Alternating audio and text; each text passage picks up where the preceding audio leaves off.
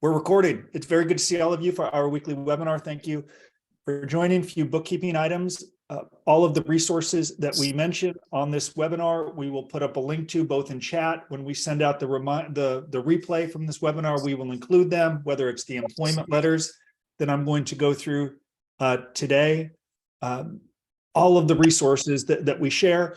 I realized, and this frankly came from a conversation I had with Ron, who apparently combed his hair because I'm doing a YouTube video with him today following this interview. So Ron thank you, Ron, for cleaning yourself up.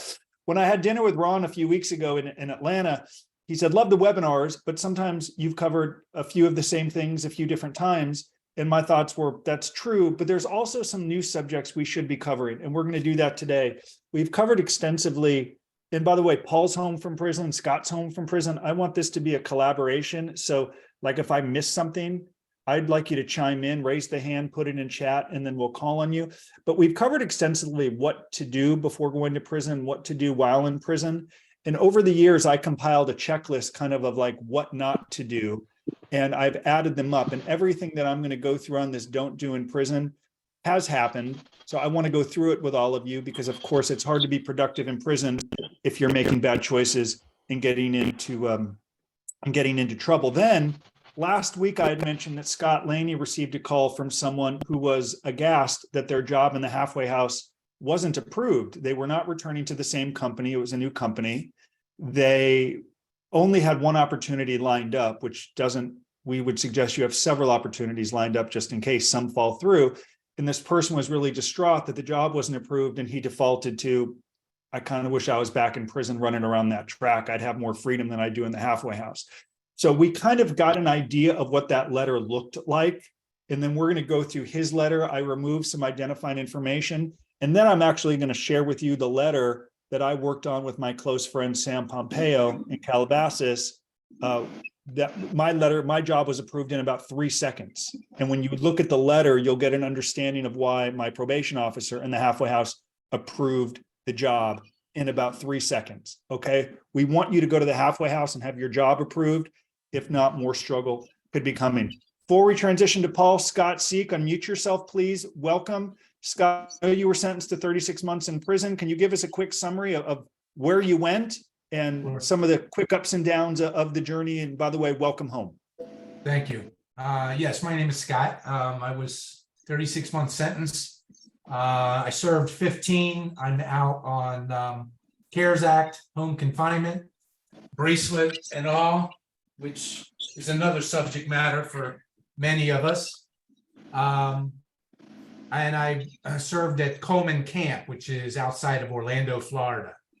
Which one comment to all group here, it seems to be very little focus on, actually Coleman's probably the largest complex in the BOP, and there's very little understanding of what goes on there. So I'm always open to anybody in my shoes or going to be in my type of shoes to be of any assistance. So hope that helps. One thing Scott did well, he didn't hold back in sending messages to Michael and me because here's the reason he did. Here's the reason he did it.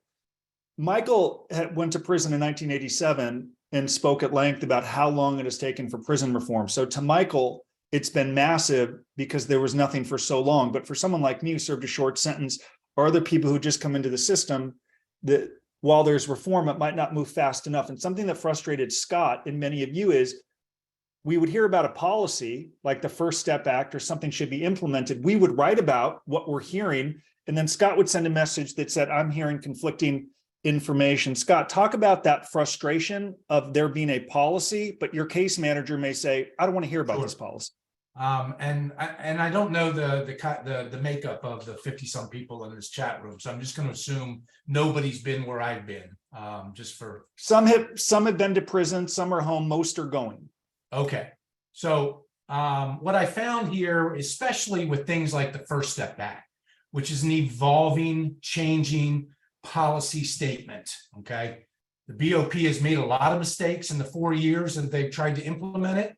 And here as of I guess it was first quarter of last year, they began quote unquote implementing with the first automatic calculation in October. That was a bust. They didn't get any of the math calculations right. Any of the calculations were wrong. Lots of problems. I ended up becoming a near expert on hand, helping guys with all kinds of issues walk through the policy and guiding them how to deal with their case manager or the case coordinator, because my impression was it was so fast moving that policies were not being, and these people don't read their own policies, by the way, right at the front line. The case managers do not read the policy. They go to a meeting, they're told it goes X, Y, and Z. X, Y, and Z may have absolutely nothing to do with the policy statement that came out of the director's office. Anyway, so a lot of changes were occurring. And in one particular where Justin is highlighting, there was one where I had from day one said that the BOP was misinterpreting the 2 consecutive risk management meetings before somebody with a low or minimum recidivism rate would get 15 days a month. Now, we were only getting 10 in the first year, and nobody was reading the policy right. I actually believe it was Michael Santos who probably made that a priority, where finally they counted the first risk assessment that occurs in the first 30 days as a risk assessment meeting. As such, on the 7th month, we began earning 15 days a month. Prior to that, and that was a part of the correction from October to December to January to February, with all of the automatic rollouts of calculations. And they're still not quite right, and there's still big blanks out there. Well, this is what I want to ask you before we go to Paul. There are some people in prison who freak out at a case manager. They want to get home so badly, and it's easy to respond negatively. Did you see some guys who weren't getting the credit respond inappropriately to a staff member, and that went from bad to worse, versus guys who sort of bided their time and said, I'm just going to let this process play out? Absolutely. One important comment is that your case manager controls your life. As ignorant as they may be, as ignorant to the policies as they are, they control your life. They can read the sentence that says the blue ball fell or burst, and they'll come up with an entirely different calculation of what the blue ball did. So the point being is, yeah, I tend to be a type A personality. I tend to be somewhat business aggressive, go-getter. So it's very hard for me to turn back and dial down my thought process. But with these people, you have to. You have to be extremely courteous, never speak out of line, always encourage some dialogue, whether that's in front of the meal hall, whether that's in passing on the sidewalk in a camp. You cannot dismiss these people. I appreciate you, Scott, sharing. And this comes back to something that John Gustin said last week on our webinar, because we're going to go to Paul in a minute and hear a different story, right? John said last week on the webinar, there are differing degrees of professionalism within these camps or prisons. This is coming from someone who worked for the BOP for 24 years. So Scott was in one camp in Coleman who might not have had the relationship or response from a case manager that others have had. We've had case managers on these webinars from Yankton Federal Prison Camp where Scott served time and Michael speaking in these prisons across the country. So our message is, we can't control the future. We can't guarantee what your case manager is going to be like, though to the extent that we can influence them, we try. And if you don't get the response that you like, consider how you respond, because they will be watching. So Scott, welcome home and thank you. Paul, I'd love to transition to you now, who had a fundamentally different experience with your case manager. Paul, welcome. I would love to listen for a moment how you found our community, the length of your sentence, and what some of your goals were before you went to prison. Sure. Well, thanks for having me today. And I appreciate, let me first say that, my wife has been one of my biggest advocates from day one with you guys. And she and my attorney helped find your organization. My one regret is I didn't find it sooner. However, on the plus side, I did a lot of very good things that fit right into what you guys are doing here. With that said, I was in Otisville, New York at the camp. My sentence was 1 year and a day. I arrived there, I believe, January 17th, and 80 days later, I was out. I was out on CARES, which a big part of the problems at camps when I was there, in prison in general right now, is the releasing around CARES, and people, to Scott's point, a lot of the aggravation that the case managers get is the inmates questioning them about whether or not they qualify for CARES. I'm not going to go there today because that's pretty much over. So it's really not going to be a factor.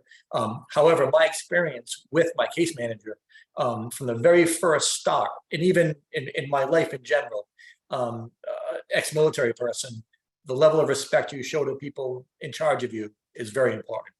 And talking to Michael before I went in, the utmost respect I showed to my case manager and my counselor started from the very first day. And like Scott said, if you talk down to them, you will pay for it.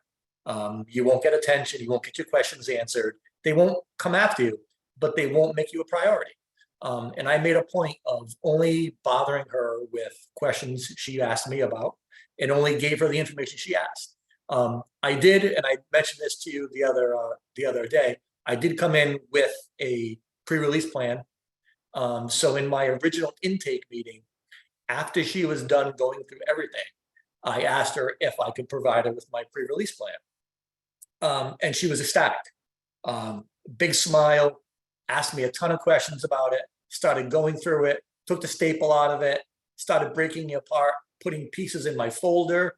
And when I walked out of there, she said, "I appreciate you doing my job for me." And what is important about that was when I asked her if she would take it, that's what I did. I didn't tell her, I asked her. And I think Michael had told me how important it was that they understand you're trying to help them. You're not trying to do their job. And my case manager, when I got to Otisville, I was one of 63. When I left there, I was one of 97 or so. So there was a lot of people in there. And with CARES coming to an end, she was getting beat up on a daily basis about whether I qualify, can I qualify? And I just didn't want to be that guy.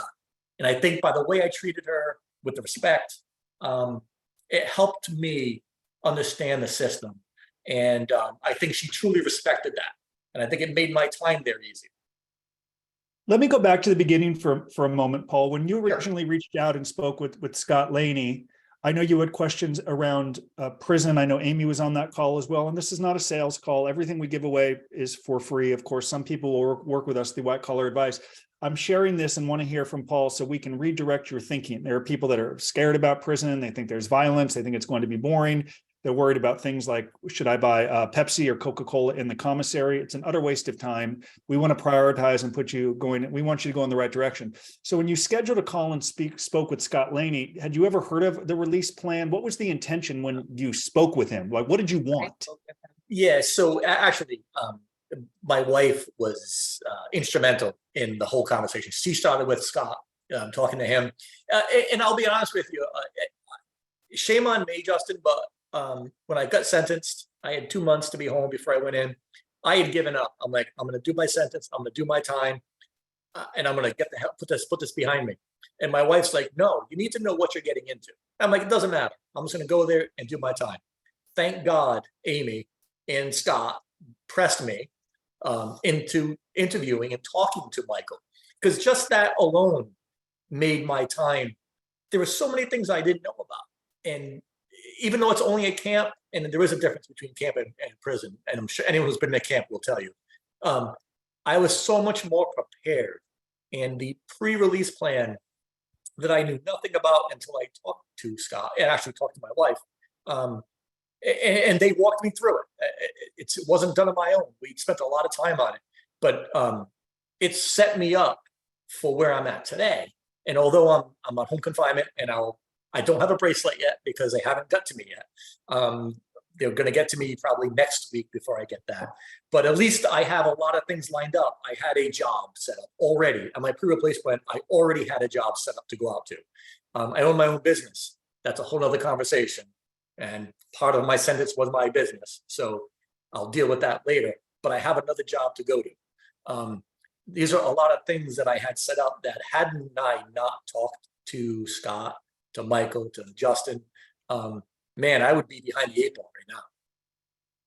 It's relevant because we always say every week, use your critical thinking skills. There are people who, and it's a reality that some of you will create that release plan and your case manager may not accept it, but that doesn't mean that you don't do it. Ron, with whom I'm interviewing after this, is a mentor for me, and he's going to hold off on delivering his release plan. Why? Well, Ron has a 6-year sentence, so he might not have to give it that first week. Ron's got a little bit more time to build, to develop it and grow, but of course he's going to give it to the case manager, but it might be within 6 months. This is what I know. This release plan workbook, Scott will put up a link to the Prison Professor resource page.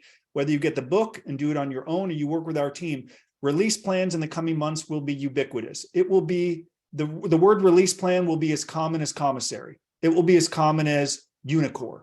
It's coming. And to the extent that you can get in front of it, and our team is, I should say, Michael is taking the lead in creating it based on his own documentation, it's going to be everywhere. So if you can begin creating it and sharing it and being proactive rather than, oh, this is something that I have to do. We feel in times at prison, we have to get a job. We have to program. We have to do something. If you can embrace the idea that I need to do it because it's going to help me as it's helped Paul and others, then you're ahead of the 8 ball. And I'm just telling you right now, release plan will be as common as the word commissary in the coming months. And how do I know this? As I'm with you today, Michael's in the federal prison in Marion in the penitentiary speaking. He's on the road nonstop speaking in these prisons about reform that's coming. Scott Seek mentioned that he thinks part of the reason it went from 10 to 15 days was because of the advocacy work that Michael did.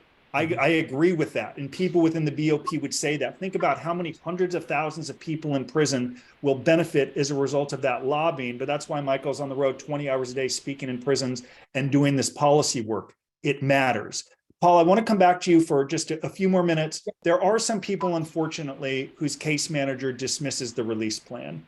Had your case manager dismissed it, walk through what you would have done, and does that mean would you have stopped preparing? What would you have done if you didn't get the response you want? So before I answer that, let me tell you too, I meant to tell you this, and I actually, when I spoke to you the other day, Justin, I mentioned this, but I think this is important too, is that Michael sent me that book after it came out in January. And I left that book with my bunkmate when I left there.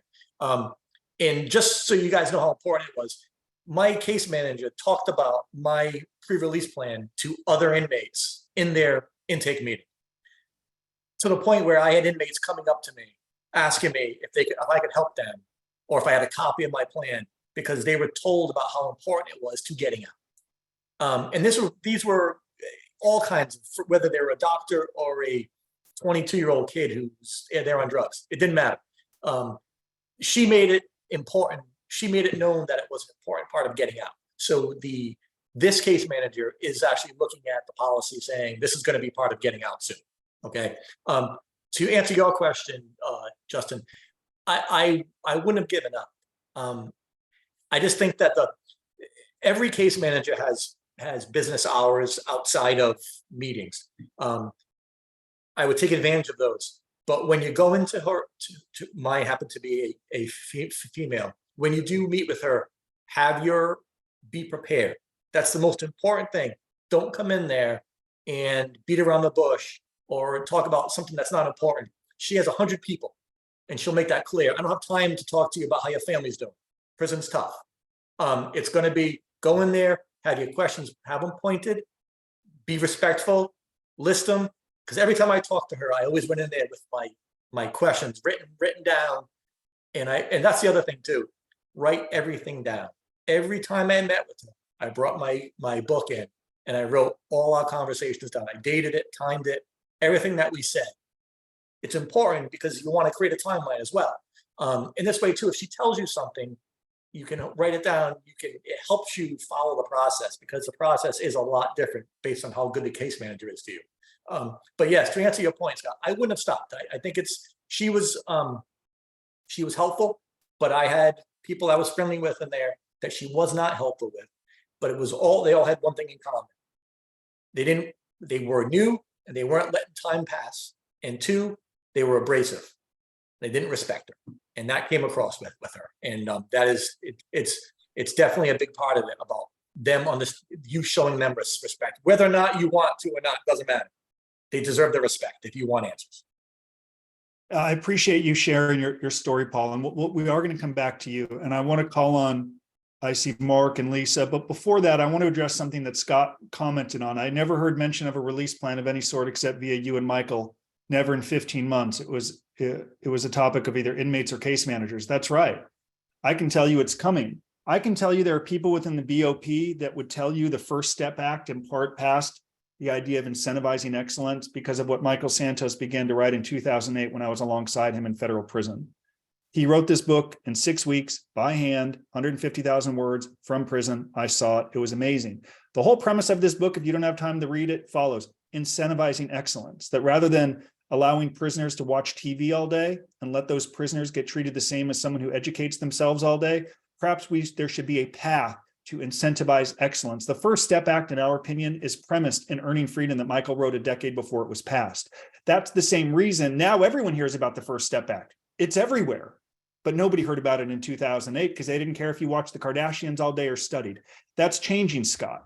So for example, Scott, what you didn't hear about the release plan, much like Earning Freedom is ubiquitous in every federal prison, this release plan book will be everywhere. And in time, it will be as common as the word commissary, just like First Step now is. So you're now home, you didn't hear it, everyone will, and we're grateful for that. And this is why I lead the consumer side in the webinars, and Michael travels the country doing the policy work and the education of staff and prisoners. That is our team, that is our company. Let me transition to some questions before we go to the next part. Paul and Scott, everyone, thank you again for contributing. We're so grateful. Mark Fitting, what is your question? Yes, thank you, Scott and Paul. Excellent information. Questions to Paul. You said there were 63 inmates when you went in and 97 when you went out. Was that under your case manager or was that in the whole camp? That's the whole camp. The Otisville camp has 100 total people allowable there. It's got 100 beds. With the implementation of the First Step Act, a lot of people who were in prison for longer periods of time, when they were getting below their 10-year mark with no violent past, etc., they were bringing a lot of those people into our camp.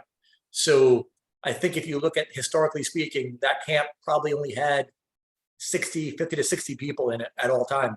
But now I think currently it has 97 or 96 as well. So just to clarify, there was only one case manager for the whole camp? That's Yes. correct. Yeah. Thank you. Curiously, Paul, in a camp with so few prisoners, how many guards would you see on a daily basis? When I was in prison, there was like 1 or 2 guards for every 125 prisoners. How many guards would you see? One. Yeah. One. There was one on duty. You never saw them. They locked themselves in their office, and some of them were polite and would hang out and talk to you. But for the most part, when they came in, they locked themselves in the bubble, as they would say, and you would see them at the shift change. That would be it. Yeah. All right. Thank you. Let me come to Lisa. Yes. Can you hear me? Yes. So are these questions only supposed to be about release plans, or can we ask you anything? Well, no, about the release plan, about planning, about prison. Please. Okay. Yeah. So sorry, I would get emotional. My boyfriend is getting sentenced on Monday, and that's also his surrender date. But his lawyer keeps telling him that he's only going to serve a quarter of his sentence. But I listened to like a recent webinar that you posted on the podcast, and it sounds like that has changed and that's no longer the case. The thing is, it was never the case. It could have been the case. What our team is going to do, we're always going to be honest. Yeah. And we don't want anyone to talk about us the way people tend to talk about their lawyers, which is with some frustration and bad information. Yes. There were some people through the CARES Act who once it was changing, right? 3 years ago, there was a policy from the Attorney General. Then it shrank and shrank and shrank to the point where it was once you have served, I think you have 18 months left and you've served 25% of your sentence. If you qualify based on these CDC factors, you could be eligible. But some people took that to the bank. There are people who presumed it would be a formality. Once they hit 25%, they would be coming home. That wasn't true before. And certainly with COVID CARES Act ending, it isn't true now. What I wish lawyers would do, what our team strives to do, is embrace what the real math could look like. For example, when Ron and I had dinner in Atlanta and the government asked for 14 years and he got 6 years, Ron's like, but I know what that really means for my family. It ain't 6 years. It ain't 5 years. It ain't 4 years. So it's not true what your lawyer said, but what you can do and how our team can help just by way of these webinars, we can do it next week after the sentence. Once you hear the number, we could break down, if you like, what is the number and what does the potential sentence look like if he's eligible for the drug program, good time, First Step Act, and so on. So I want to be very clear that I'm sorry you've gotten some misinformation. That is absolutely not the case, but we're just going to give you the honest information and we can help you do the math next week, either on the webinar or just send a message privately and we'll walk you through it if you prefer. So if, so for instance, if he's looking at 5 to 20 years, like he agreed to plead guilty because his lawyer told him that. And now that part of the reason you're stressed, and this is actually a good message for everyone, you don't know, living in the land of the unknown is the hardest part. And I empathize with you on a Thursday that in advance of a sentencing on Monday, you're hearing 5 to 20 years without knowing the government has already turned in their position paper, most likely, which means your lawyer, his lawyer would already know what the government's going to ask for. His lawyer has already turned in his sentencing memorandum, which should be replete with his letters, with his narrative, in some cases with the release plan. You should simply he should reach out to his lawyer when this webinar is over. Hey, send me my sentencing memorandum. I haven't seen it. By the way, can you tell me again what the probation officer asked for? Meaning, how long of a prison term did they ask for in my probation report? But I don't want you to think it's 5 to 20 years. I can assure you at this point, the government has asked, they have an idea of what the sentencing guidelines will be. You should have an idea of what the sentence could be. Okay, thank you. Please do that. Like we always say, Scott Laney jokes that I need to talk less. If these webinars are useless, if there isn't a takeaway. So let me be clear, when this ends, we need you or your boyfriend, you need to reach out to the lawyer and say, what did the government ask for? We're meeting with the lawyer this afternoon. Good. What did the government ask for? What are you asking for? What did the probation officer ask for? Let me review the sentencing memorandum. By the way, when he gets sentenced, are we asking for a specific prison? Are there programs that we should participate in? This is just part and parcel to planning for both prison and everything that accompanies this process. Take this information and use it, or as us Jews say, it's all bubkas. It's nothing, okay? Okay, thank you. Thank you. All right, let's continue. Let's go to all I see is iPad with the hand up. Is that your name? Talk to me. iPad, I see. Hi. Hi. Hi. My question is my brother is detained under federal case. So right now he's in Essex County Correctional Facility Center. So during this time before his sentencing, Did we lose her? Okay, we're going to come back. We got to keep moving. I'm going to come to these other questions. And in fact, let's do one more question. Okay. Linda, and then I'll go to Garal. Linda, what's your question? Linda, please unmute yourself. And then I want to go to some of the do's, things that you cannot do while in prison. Lisa, what's your question? Linda, yes. Linda, okay. Yes, sorry. All I wanted to say was, you know what, people should keep in mind too, if you do have a decent case manager, they also determine on, at least on CARES Act, I don't know if there are other release paperwork that whether you go to a halfway house or home confinement, it's a matter of checking a different box.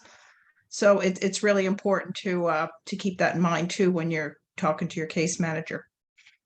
That's right. And actually, thank you. And then Garal, good to see you. Please unmute yourself. I just asked you to unmute yourself. Then we're going to go through go ahead. I hear you. Sir, I have a question. My brother, he is in Essex County for a wire fraud. So my question is it necessary to do plead guilty with the prosecutor?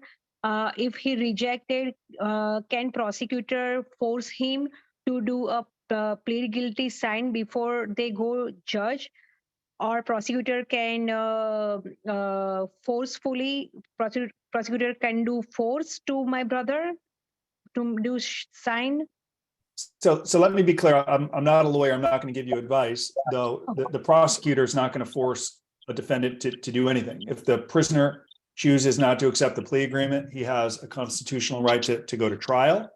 So that's what now there are a lot of people in prison. Paul can attest to this because he was in prison. So could Scott, who will say, the prosecutor forced me to sign the plea agreement. They're not forcing you to do anything. It doesn't change. You might not agree with the plea agreement. Most people do not, or they're not forcing you to do anything. In fact, Scott Laney and I were working with someone who wrote their letter. They pled guilty. And like, I think in the third sentence, it was, my judge forced me to sign this plea agreement. This is someone with an Ivy League degree. That's, by the way, when you don't turn in a letter and you don't turn in a release plan if it's going to be the wrong messaging. Okay, so they're not forcing him to do anything. He's got a choice. He may not like the choice. And that's why a lot of people plea and don't agree with the plea agreement. And can they say to my brother, like, if you do not sign here, if you do not accept this plea agreement, we will put you in a jail where you cannot meet your parents, you don't have any access, nothing. They're not going to say that. What they will say is, if you choose to exercise your right to go to trial and lose, we're going to recommend that you go to prison. That's what they can do. Now, if he behaves poorly and gets into trouble, he can go to the hole, lose privileges and whatnot. But no, this is America. And as much as some people loathe the criminal justice system, there, as someone wrote, they're not going to extort someone into taking a plea agreement, because when you plead guilty, my judge asked me, do you understand the plea agreement? Yes. Were you coherent? Yes. Do you understand what you were signing? Yes. There's these myriad questions they will ask you when they sign the plea, because years ago, people would sign a plea. They didn't, I was on drugs. I didn't know, I didn't understand it. Then there was this whole problem. So if your brother or loved one ever enters a plea, I can assure you the judge will have asked myriad questions confirming he was competent and he understood the plea. That said, we're now going to transition. There will be questions. I want to go through some do's, some don'ts in federal prison, because we heard about 4 of them this week. And then we are going to transition into a couple of employment letters with hopes that it helps. In fact, while I'm pulling this up, Hazel, I see your question. You've been waiting patiently. Please ask your question before I transition. Yeah, sir, good time conduct credit people get when they are in a county jail same time, like they are detainee, but not sentenced yet. And if they are in a county jail, still they get good time conduct credit, like federal jail. Thankfully, yes, that's the benefit of getting confined early or being in custody. You get credit for it. Unlike people, we have someone in our community who's had an ankle bracelet on for 2 years on pretrial and for 18 months. He's not getting credit for that 18 months. But if he was in prison, he would have gotten 18 months credit while in prison. So if your loved one's in custody, he's getting credit. He might not be able to participate yet in First Step Act programming and earn time credits and all that good stuff, but he's certainly getting credit for time served, unlike people who might be on pretrial and wear a bracelet. It's frustrating because I know many of you, while waiting, feel like you're already in prison, but you don't get credit for it. At least he is while he is in custody. That's the benefit. That's why some people who do get remanded, it sucks. And then sometimes 6 or 7 weeks later, they'll send a message through Core Links that says, hey, at least I have 6 or 7 weeks in the books. You want to find positive while traversing the system. Okay, so Okay. it means he don't get his final sentencing yet. He is as a detainee. He is in county jail, Essex County Correctional Center, but still he is eligible for that good time credit, right? I don't know if he's eligible for good time credits. There's he has to be sentenced. He's an American citizen. How does he score? The question is, right now, every day that he's in county jail or in custody, he's getting a day credit, which will ultimately apply to his ultimate sentence. That's good news. Got it, sir. Got it, sir. Thank you very much. You're welcome. So here's some don'ts that I began to work on for an article that someone was writing about Elizabeth Holmes getting ready to surrender to federal prison. This journalist asked our team, what are some don'ts for her? And I said, it's not just don'ts for her, it's don'ts for anyone that's going to federal prison. So I'm going to write it from that perspective. Here are some things that I have seen. I've seen every single one of these since my release from prison. And if Scott or Paul or anyone wants to chime in, please do so. But here's some federal prison don'ts that we have seen. They could ask you when you are in federal prison if you'd like to be an informant. When I surrendered, this case manager asked me if I'd be willing to work with staff. I didn't even really know what it meant at the time. I was so new and naive. But there are people who could cooperate with staff and get benefits from that. More halfway house time, an earlier release, a better job. So if you're in federal prison, we'd encourage you, of course, not to be an informant, but also understand that you might associate with people who choose to inform or spend too much time with staff. So please, we encourage you, in our opinion, don't do it. Now, people may think this doesn't really happen a lot, but it does. There's someone on our webinar a few weeks ago who's in a federal prison in the East Coast in Pennsylvania. And the case manager asked him, is this something you would be willing to do? And here are the benefits from it. Why? Well, that leads to number two. What did John Gustin say last week? The iPhone issue is such a significant issue in these federal prisons that some staff are unable to manage it. Paul said earlier there was one guard for 97 inmates at Otisville. Scott Brown mentioned there was one guard for 126. They can't ferret out all of this fraud. So what could they do? They can enlist some prisoners to try to help them to become essentially, cops and informants. Paul, if you can unmute yourself, I don't want you to tattletale on anyone, but were there iPhones at Otisville? I know you, or are these, is it real? Not only that, but there is definitely informants. No question in my mind. I can tell you who they are. I'm not going to, but you know who they are. You know who they are. You do know. Yes. Yep. And they track every person, these informants, they track your showers. They track your work, your sleep habits. That's what they're there for. Contraband, if it's not from them, they track where the contraband's coming from. Your list of don'ts is outstanding. I mean, changing the channel. Thank you. Avoid the TV rooms, okay? Do yourself a favor. Wait, it's interesting. When I share some of these don'ts, I feel like we're giving away some of the boilerplate stuff on YouTube that sometimes I loathe because it actually makes me feel like a prison consultant, which is a term that I don't really love, but it happens. So yeah. I'm going to come back to that. Scott Seek, by the way, unmute yourself without getting anyone into trouble. Were the iPhones as pervasive there as they are everywhere else? Absolutely. We were at about 420 inmates at Coleman when I left. It was probably about 180 when I got there. And I was probably a minority of 10% that didn't touch a phone, own a phone, have a phone. Think about that. I mean, that's a big number. That's part of the reason, by the way, Scott got out on 15 months on a 36-month sentence. Paul, 80 days or so on a year and a day sentence. They know, right? They know little things like there are people, when I went to prison, the guy said, hey, I will do your job for a book of stamps. Some guys would take that deal. Staff didn't necessarily care. As one guard said one time, if you don't clean the bathroom, I don't care. I don't use it. But they kind of know if you're doing your job and contributing. And those that don't do their job, maybe they don't get into trouble, but staff knows if you're lazy, if you're unwilling to contribute, if you're unwilling to sweep floors for 30 minutes, you can't then expect 9 months in the halfway house. That is utterly delusional. So I want you to be careful about the informants, especially in a camp, because with one guard for 100 people, they are going to enlist people. And a case manager has major discretion. Paul said that's the most important person in the prison. Someone said, if they call you in and say, I was going to put you in for 3 months, how would you like a year? You have a choice to make. And these things happen every day. And I want you to consider these things.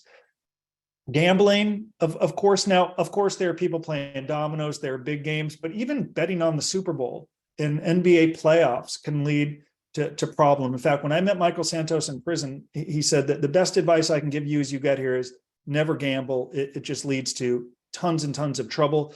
And we've heard scenarios over the years where people lose money. And guess what happens in the prison visiting room when it's over? The wives are meeting the girlfriends in the parking lot. They're Venmoing money to one another. They're handing cash. They're managing it on the phone. It's all bad. To the extent that you can avoid gambling, please do so. Sexual misconduct sounds crazy, but I can tell you I know of at least 4 people in our community. I'm not talking inmate, prisoner to prisoner, I'm talking about prisoner with a staff member. I've known of at least 4 experiences over the years.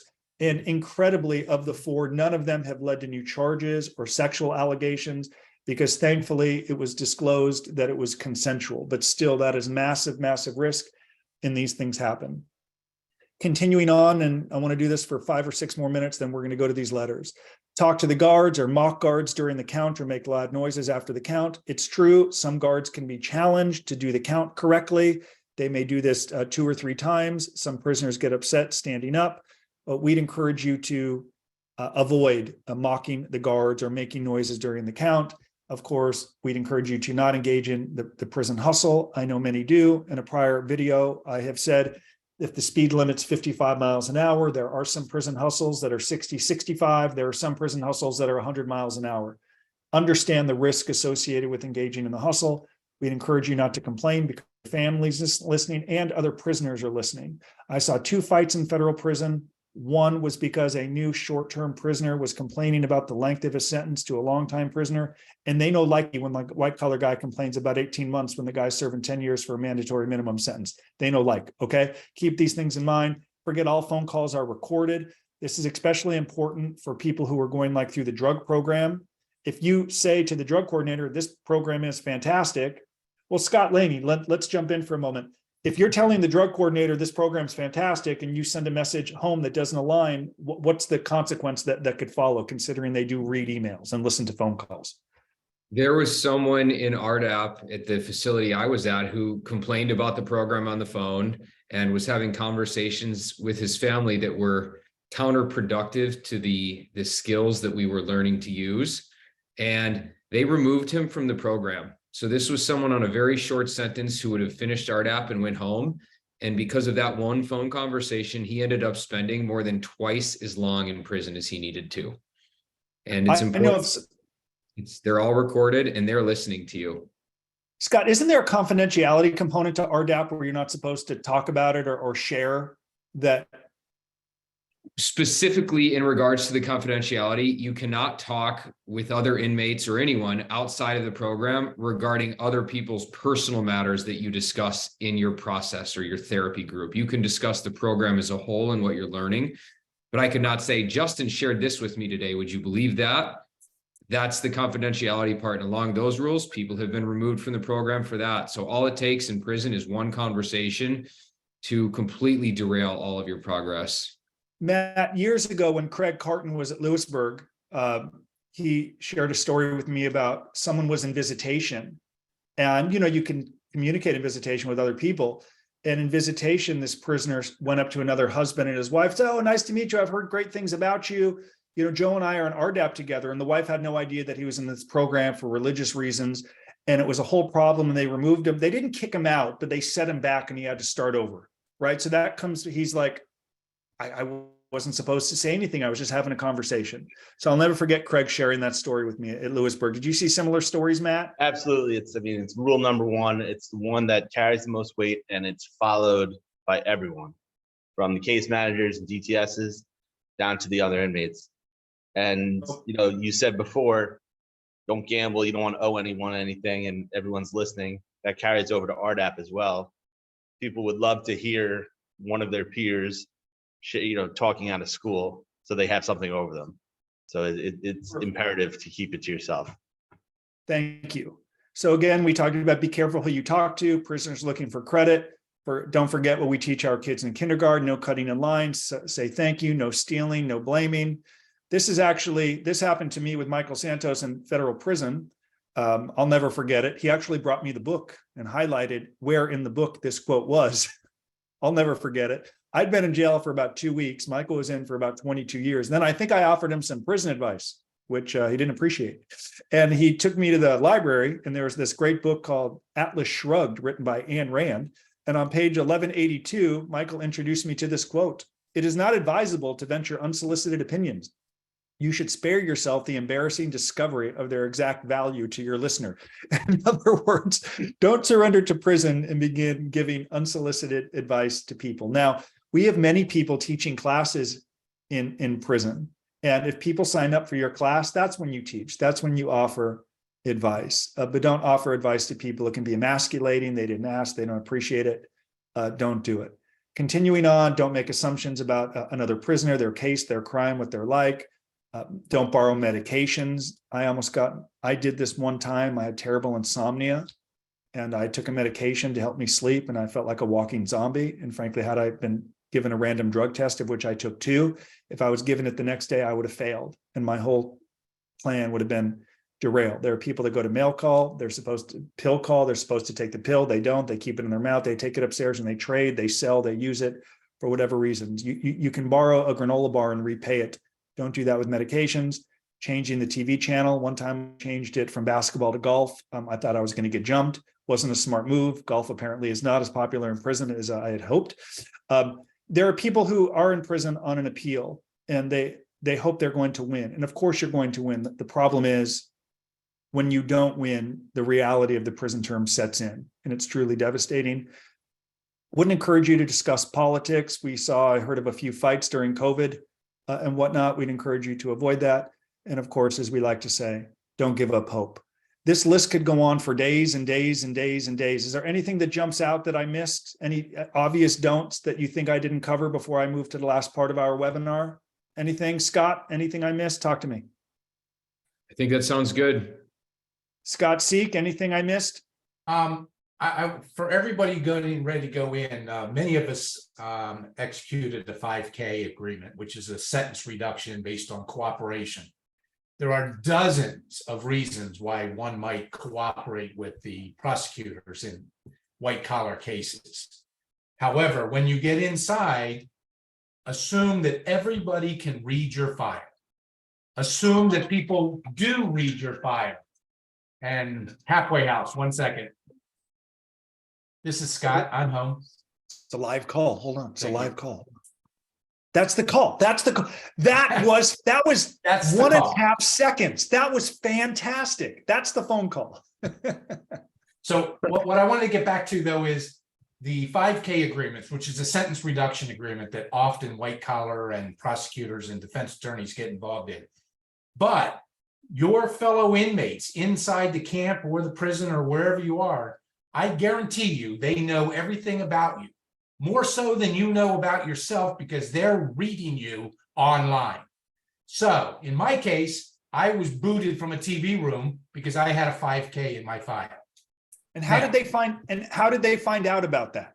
Because 90% of them have phones, smartphones. They're Googling everything in the world like you and I can on a laptop. So there is nothing people don't know about you. Okay. Now there are a lot of fakes when you get in there, but they know what your sentence was. They know what your PSR reads like. Whatever is public record, they got and they can get and they do. Okay. So in my case, I brought this up because you show don't be an informant. Well, you can actually come in as a predefined informant. Yeah, no, the 5K. yeah, for sure. And there's absolutely there's two tiers to that. A lot of people in prison who say they didn't cooperate did. There's a difference between cooperating with the government to earn a 5K1 and then being in prison and cooperating with staff. It's measurably different. We would encourage anyone who's got thank you for making that clarification. Without question, treat it the same. Yeah. But the funny thing, what I learned, so many of the guys that say they didn't cooperate are the ones that did, right? I mean, it's just so, and plus, if you're going to a minimum security camp, you're not going to see what you would get in a low security prison generally, like get me your PSR by the end of the day. You're not going to see that in a minimum security camp, thankfully. Any other hands up? I want to transition to the last point of our webinar, which is equally important. In fact, I'm going to do that now. So bear with me for one moment as I go to our trusted screen share.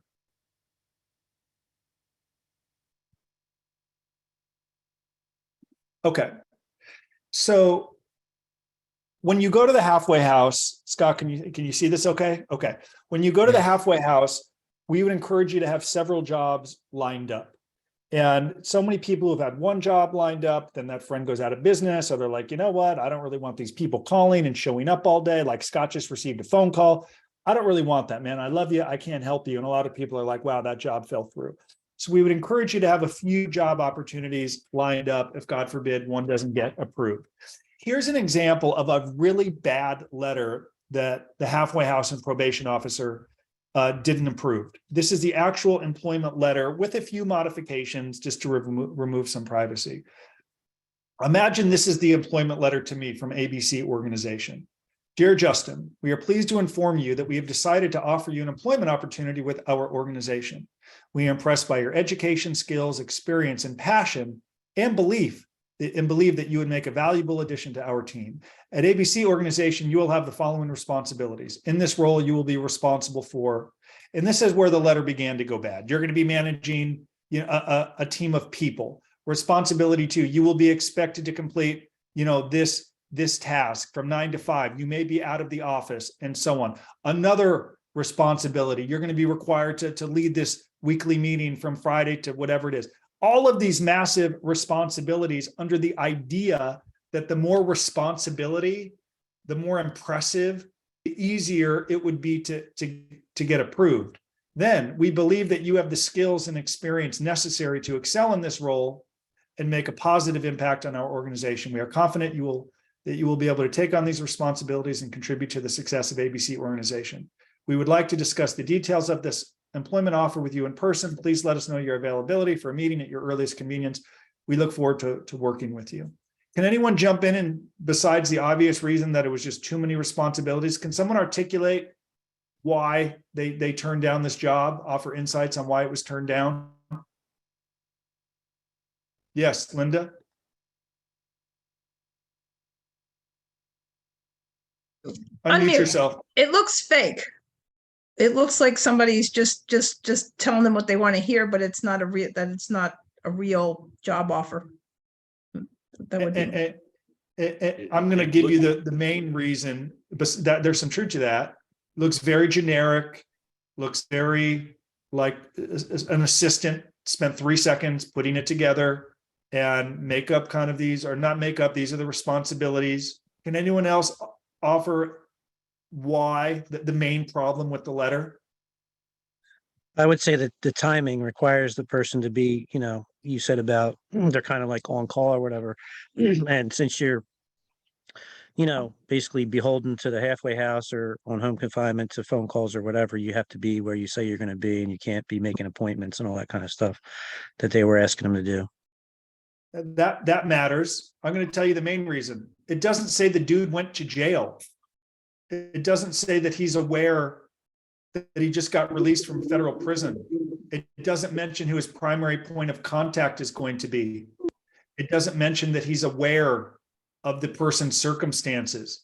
It doesn't applaud any of the efforts he's made while in prison and that he's worthy of a second chance. It's fluff, it's nonsense, it's ridiculous. And they don't like, they want to know that you've disclosed to a potential employer that you went to prison, and that you have to disclose the inconveniences that will follow an employer by hiring you. So the response was, this is too vague. You have too many responsibilities. It seems like you're going to be leaving the office. You're leaving the office like you're in home confinement. We need to check in with you several times throughout the day. It didn't work. So let me then transition to what was actually my letter. And I'm going to send this link to you. This was like literally my letter in 2009. And you're going to see why they approved it in 3 seconds. I am pleased, dear Justin, I am pleased to offer you an employment opportunity with Sotheby's International Real Estate Company. Your responsibility will be to work as a receptionist from 9 a.m. to 5 p.m. 6 days a week. You will be required to remain in the office during working hours, and I will be your direct supervisor, available to reach via email or phone. I will be your primary point of contact. The starting pay for this position is $20 an hour. Overtime may be available based on the needs of the company. I am aware that you have recently served time in federal prison and that you are currently under the supervision of the halfway house in Hollywood, California. I appreciate your transparency in sharing details about your progress and growth in federal prison. I understand that your probation officer may need to contact me to confirm the terms of your employment. Additionally, I know executives from the halfway house may also want to confirm these details. They can call me. Please note that you will not be leaving the office for work. Your work responsibilities will be limited to answering the phone and performing other administrative duties as needed in the office. We value diversity and are committed to providing equal employment opportunities to all individuals. We believe that everyone deserves a second chance. We are happy to provide you with an opportunity to prove yourself in a professional environment. If you accept this offer, please let me know as soon as possible. We look forward to working with you. And of course, it was on company letterhead and so on.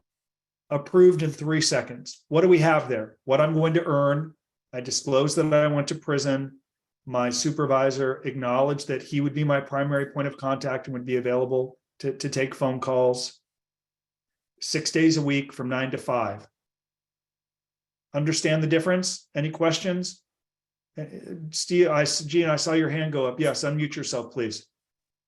So all I was going to add to that is based on that letter and the job offer that you took, in AA, it's called a get well job. Okay. You know, a job at Starbucks, a job at the yogurt shop, something to reintegrate you into society. You can't go, if you were a CFO and you got arrested for embezzlement or convicted of embezzlement, you can't go back as a CFO.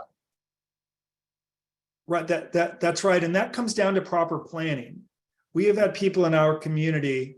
I won't share the website because it actually upset someone in our community, the website design. But there, if you've ever heard of the company MeUndies.com, it's I believe $1 billion company. See, it's a clothing company, underpants and socks. And I've shared it before.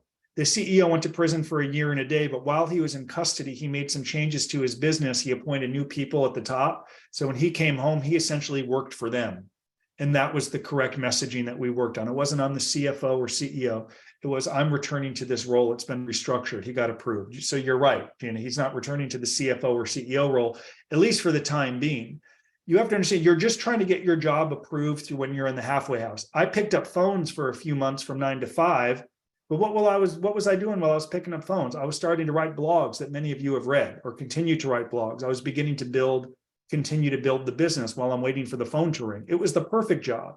And I was able to earn money, and that the income, $20 an hour, 40 hours a week, enabled me to get out. It helped me move from the halfway house to home confinement.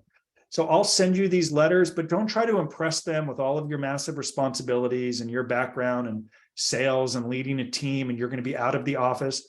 Put in who your primary point of contact is, what you're going to make. You're not going to be leaving the office, and they know that you went to prison. And if you can do that, you stand a higher likelihood of getting the job approved, because they're going to call several times a day. They are going to do walkthroughs the office to confirm that you were there. And if they call your employer and the employer doesn't call back quick enough, they will threaten to revoke the job. That actually happened to me one time. They called Sam. He was out. He's a real estate agent. He's doing a listing. He's busy. And they told me in the halfway house, if this guy doesn't call us back quickly, we're just going to revoke the job. I'm not waiting 2.5 hours to hear back from this guy. Got it? So you want to be transparent with whomever you're going to work with, that, hey, there's responsibility here. Maybe you get a tax break for hiring a felon. Okay, great. But they're kind of doing you a solid. And you can, a lot of people joke, I have an MBA, I have a great education. You're going to get me at minimum wage. This is a win-win. But I encourage you to have all of that lined up before you go. Chuck, unmute yourself, please. Ask your question. So I'm going back to the letter, actually, and I found myself recognizing that just as the release plan helps do the job of the case manager when you're in prison, informing the employer, as you did in that letter, did the job for the probation officer. And so there was no deception. You made their job easier because your employer was fully informed of what your obligations were, what your background was, what was going on, and they were still willing to work with you. So I saw a pattern, a resonance basically between working with the case manager in prison and working with the probation officer. Without question, that aligns with what John Gustin and Chris Maloney have told us. As you build that plan and share it with your case manager, you should simultaneously be sharing it with the probation officer, which increases the chances that the job gets approved. You can add the employment letter from prison and say, I've secured this job from prison, and already share it. There have been some people who have been told by the probation officer, like, hey, I'll approve this job, but I want to make some changes. We can't have this in the letter, right? There are some people where I got kind of fortunate as working in a real estate firm. There are some people who get a letter, but it's not from the owner of the company. And the probation officer will say, hey, I'm going to approve this, but I need this from the owner of the company. And then you just make a quick change. If they feel like you've done the work, they're going to work with you and help make some changes rather than go get another job. Mr. Carper, please, it's so good to see you. Please unmute yourself, and I'd love to hear from you. Not directly related, but indirectly related. My son, his case manager gave him a release date and a halfway house location this week. Congratulations. The good news was the release date. The bad news is the halfway house is 200 miles from either where he lived before incarceration or where he would go to live with home confinement. It's in Fresno. You live in California, so you know Fresno in relationship to Los Angeles or Sacramento. He had a job lined up. I think it meets the criteria that you identified in your letter in terms of all those, but he certainly can't do that job in Fresno. Any thoughts? So- Yes, the thoughts are that happens, and I appreciate you addressing it. That they may give you like 2 hours to get to work, but that doesn't mean they're going to let you drive 120 miles away.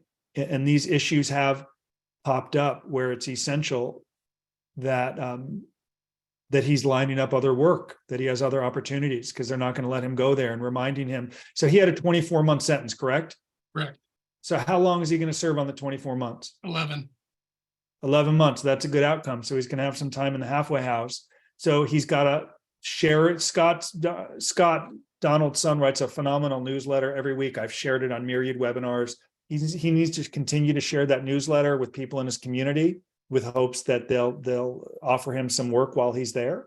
There are some people who volunteer. You've while in the never even halfway- been to Fresno, so that's Yeah, you don't have to tell me. I've been to Fresno for a baseball game in college. I was 0 for 3. Thanks. So the point is, he's got to just line up these. He's got to try. I know. Now there is a chance they could say, yes, it's 2 hours away. They could perhaps allow him to volunteer or do something different. These are all things we want to try. We just want to have myriad opportunities. Scott Laney, when he was in the halfway house in Idaho, they allowed him to do some volunteer work for our team. He didn't go out and get a job. He was working for us. It helped that he had documented that before sentencing, and he built it through while he was in prison. So we can maybe discuss this offline and come up with a few scenarios, because I agree, going 2 hours away it's a long way, but at least he's coming home. Congratulations. By the way, everyone, Scott was designated, he lives in California. He wanted Lompoc. Thankfully, he got designated to a prison with RDAP. Unfortunately, it was in Leavenworth in Kansas, but at least he got into the program. He'll be coming home soon. So thank you for sharing. Angie, I'm going to ask you to unmute yourself.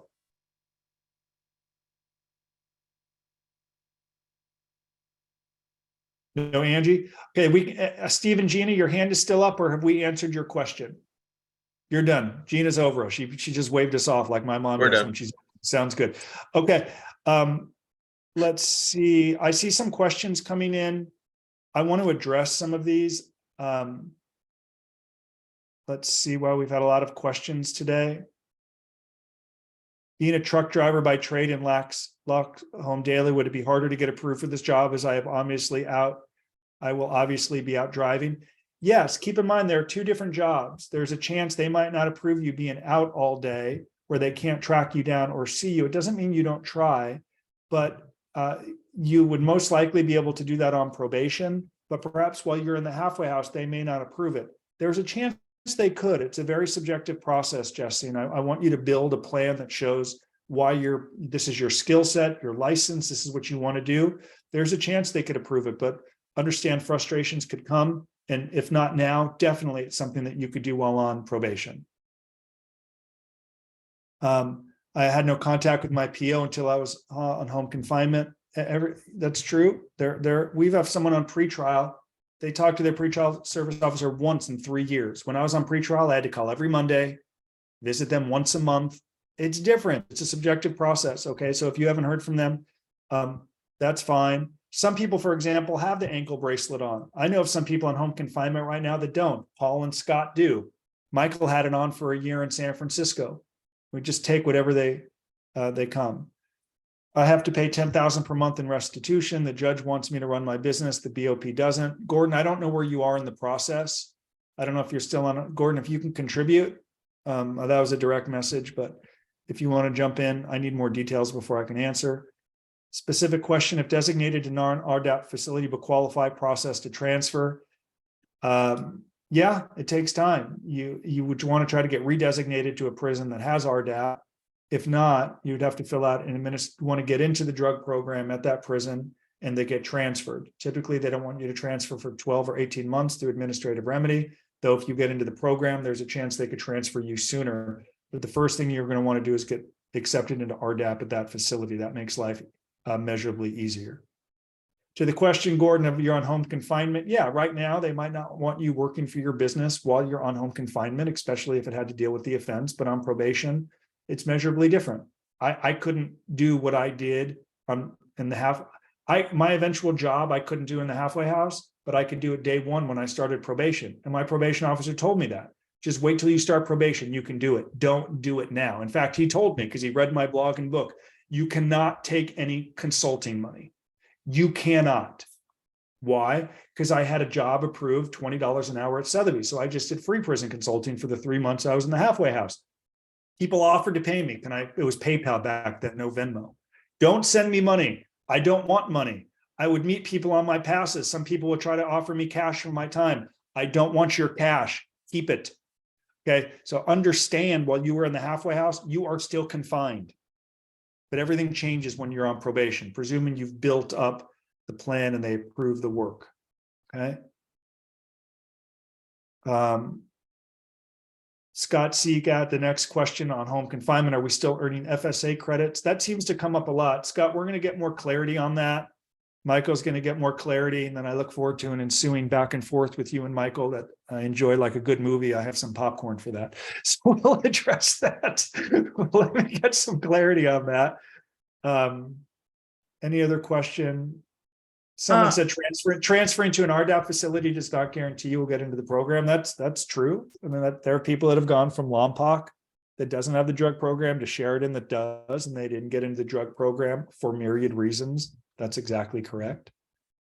Are there questions I'm not answering? Yes. Justin, we did get even on home confinement, we did earn the extra 10 to 15 days. It would have been 15, but then sentence was done. Okay, got it.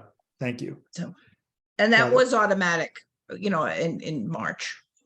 Well, these things are updating. Like Matt spoke last week. Matt, they just updated yours. How many months? They moved it to April 25th, right? That's great. 5 days. How much?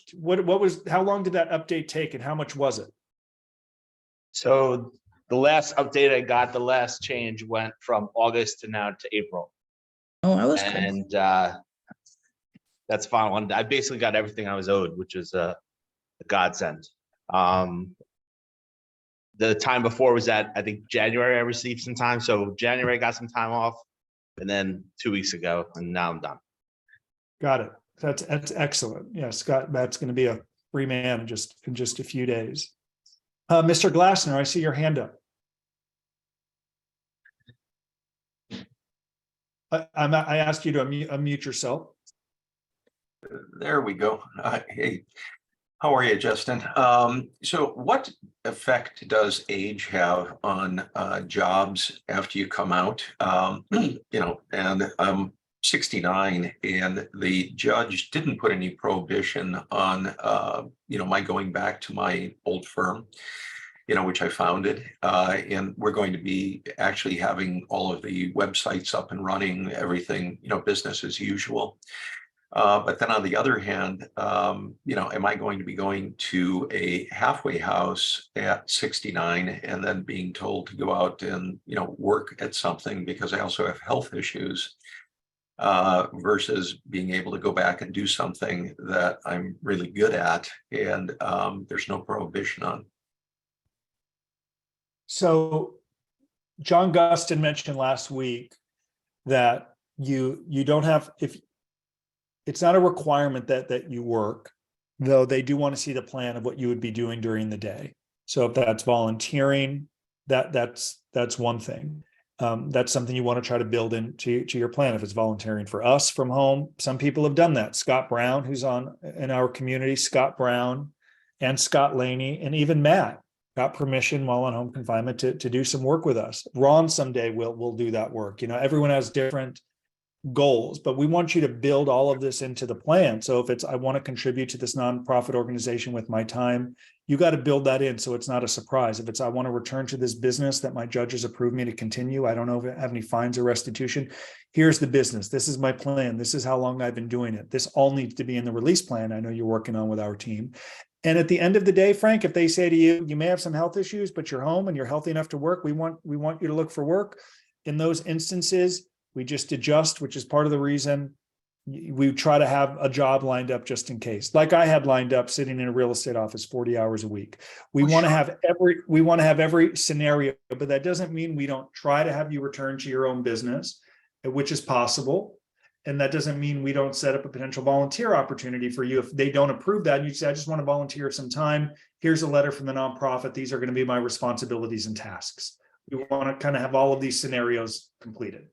Well, one of the things that, and going back to the counsel that I got in my release plan, one of the things that we did with regard to keeping my consulting firm alive is I do have restitution to make. And Yep. that's because it's going to be up and running and ready to run, or ready to roll, I'm sorry. And that it was always my intention to give back, pay forward, my time with Earning Freedom. And that's a given. If you owe money and you want to return to your own business, that comes back to something I said a few minutes ago of even some restructuring, right? So Sure. You saw my employment letter. There was someone to whom I was accountable that they would call. So if there's someone in your organization that these are things you have to consider, who are they going to call? Who are you reporting to, even if you're working from home, right? These are things we need to resolve. So you just don't get a, no, you're not going to do that. You're your own supervisor. Oh, I'm calling you to check in and confirming that you're working, right? So these are things that have to be put in place so you're not caught off guard, right? And these are some of the planning that goes on.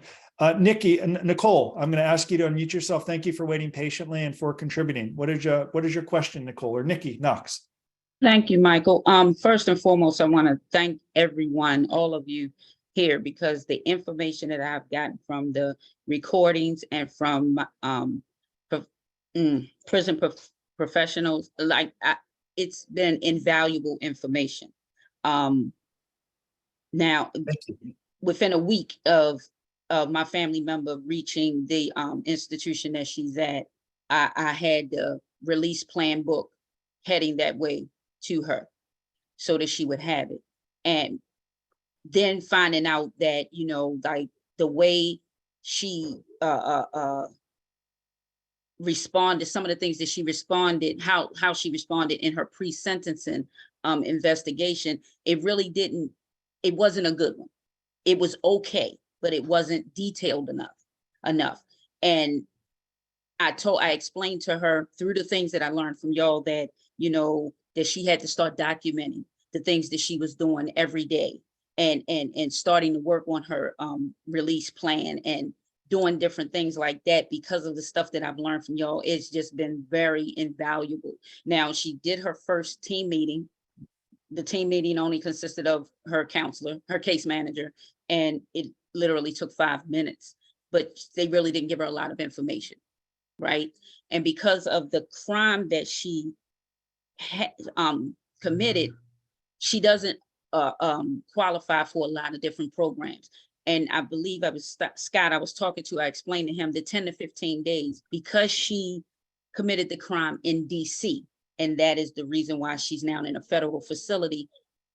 I read where she doesn't even qualify for the 10 to 15 days.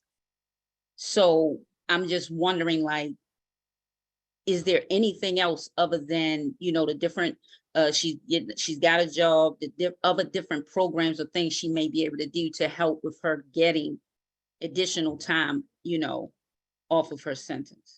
So other than just good time, the drug program, if she's eligible, the First Step Act and those credits, those are the main mechanisms. Also can maximize, if eligible, time in the halfway house.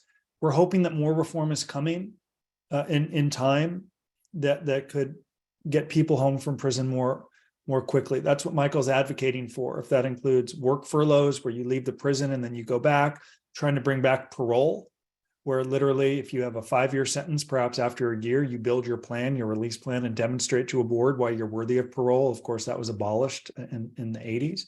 So we're in the 80s.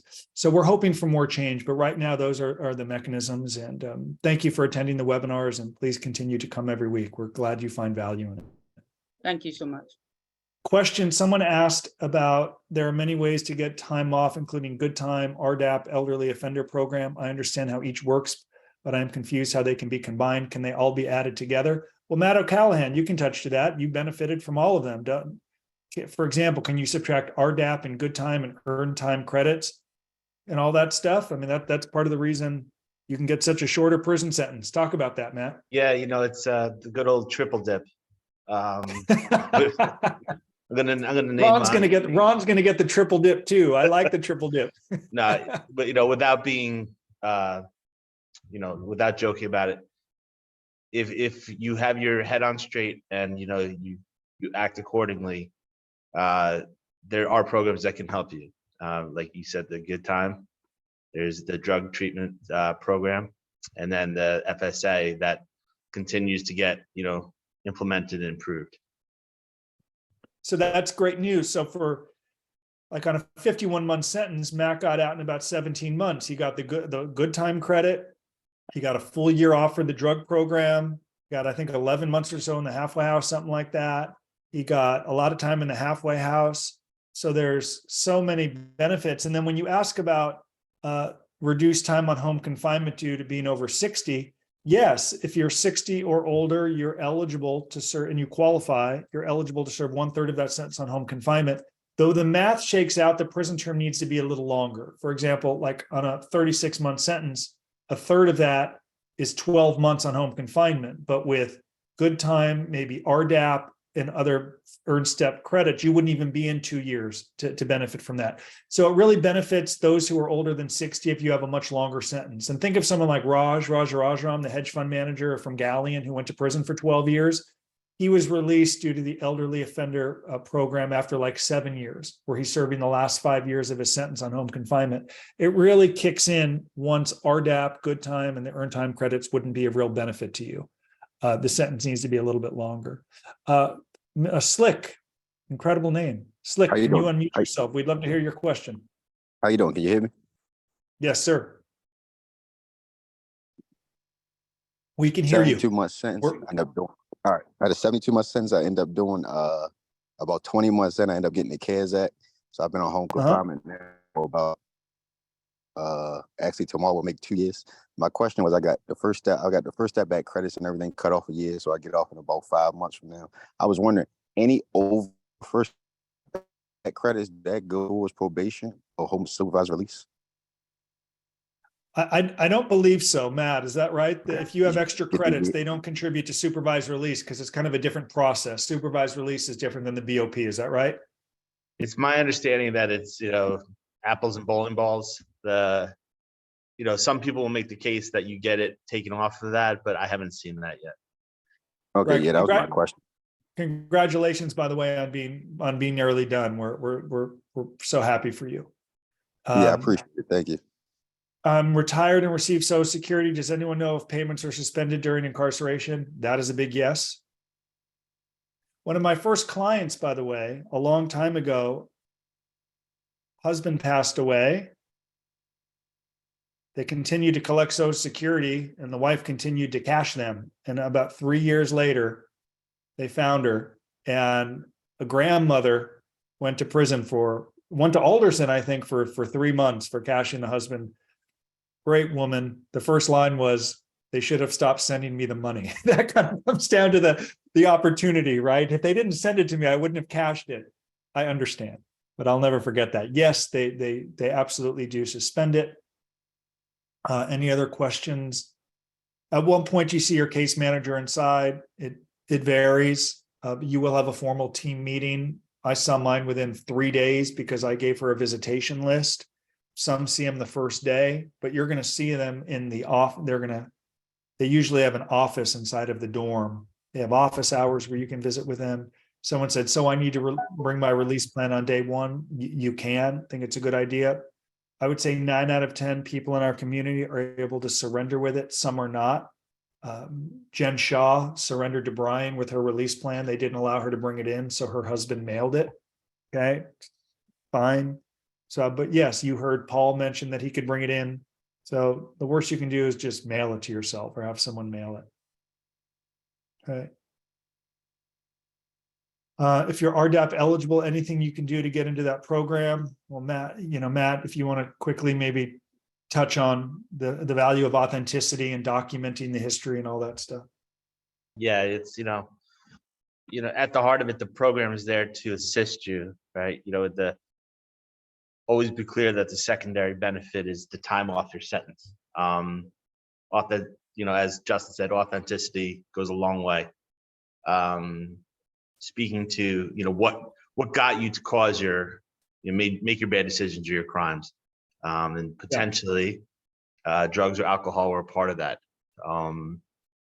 And, having a clear understanding of that will get you a long way. And there's a lot of ancillary benefits to the program as well, as far as living conditions and things of that nature. Yeah, for sure. Let's see. I think we've covered, can your release plan include volunteering, including my children's lacrosse and basketball team? Sure. It should. That's a part of your life, and you contribute and you teach. It absolutely should do all of that. You should put yourself in their shoes. What would be a value to a case manager? If you were them, what would you want to read? It's not, I didn't do it, I didn't have bad intentions. It's what do you expect they would want to read? And as someone mentioned earlier, forgive me, I forget whom, kind of giving credit to your case manager, right? Giving credit to them for encouraging you to enroll in programming and go through that. So those are, Scott Laney, are you still there?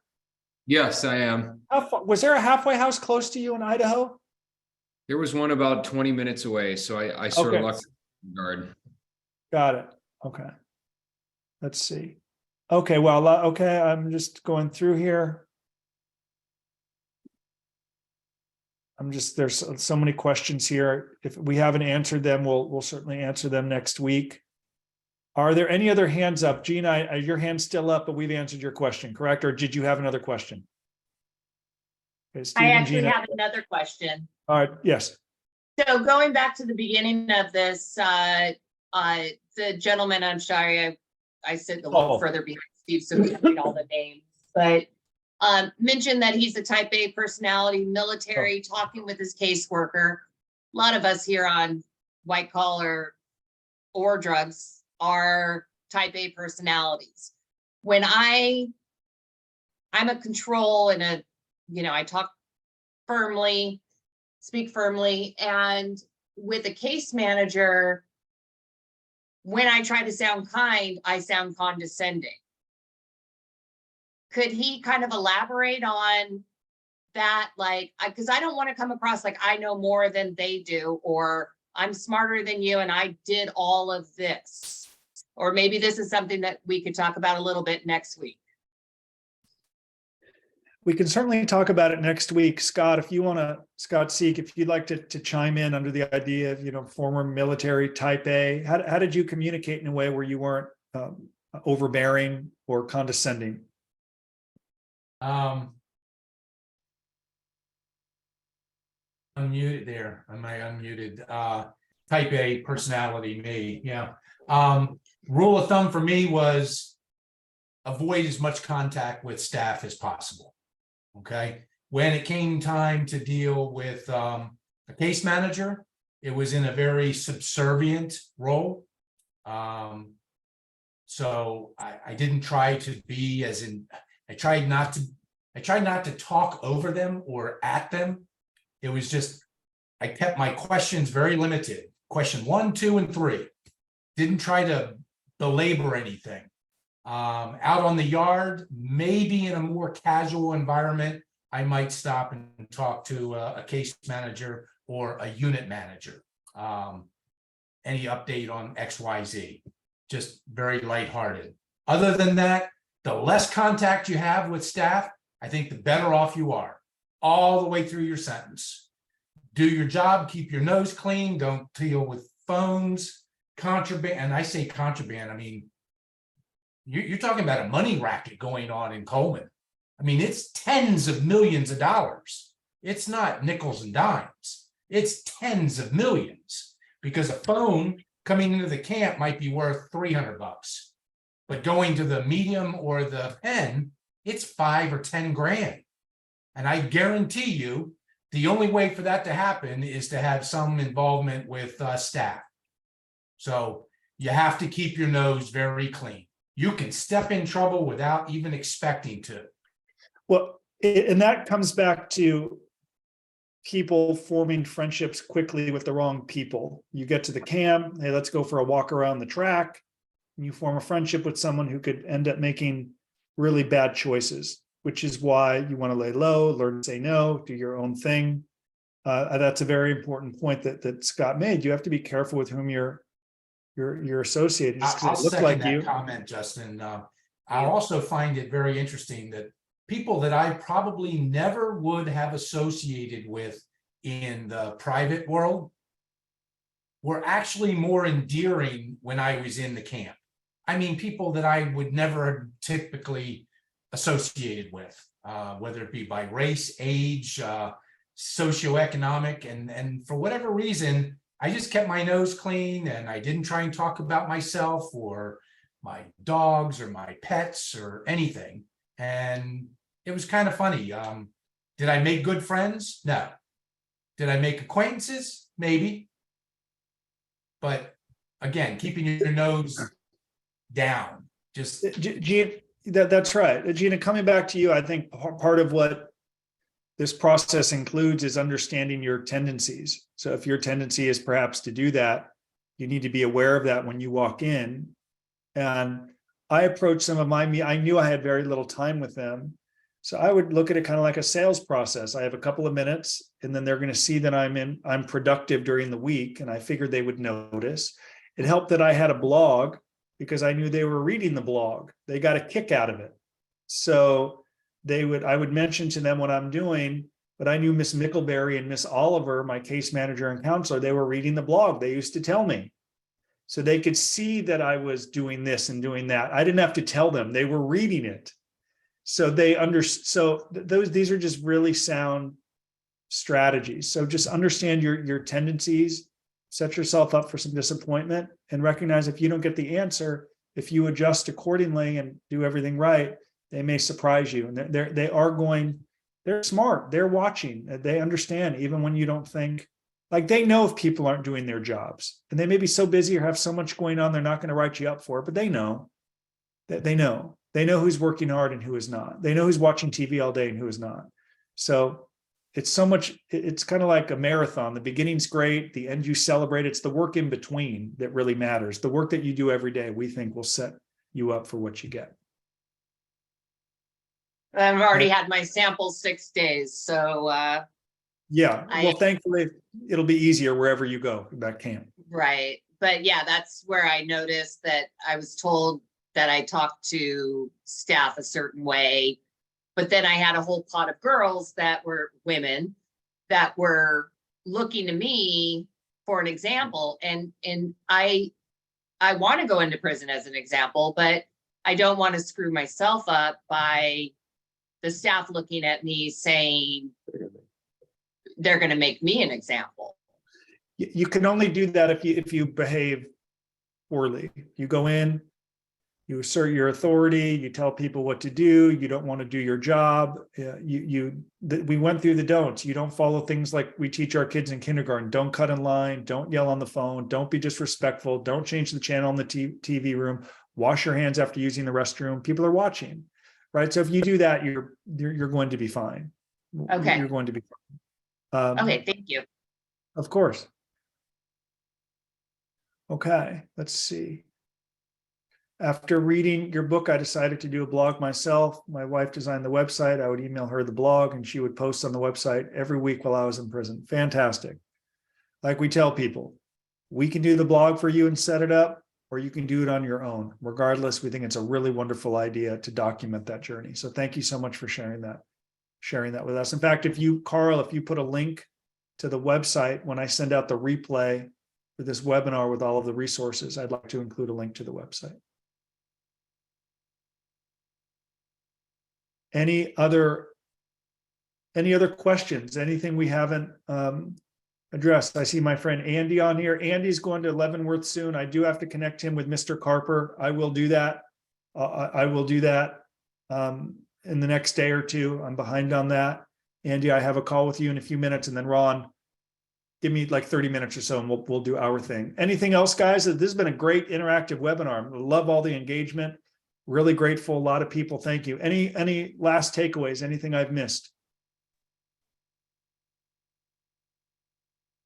Okay. That's a wrap then. All right, good. Have a wonderful Thursday, everyone. We'll see you all next week. Thank you again for contributing. Thank you.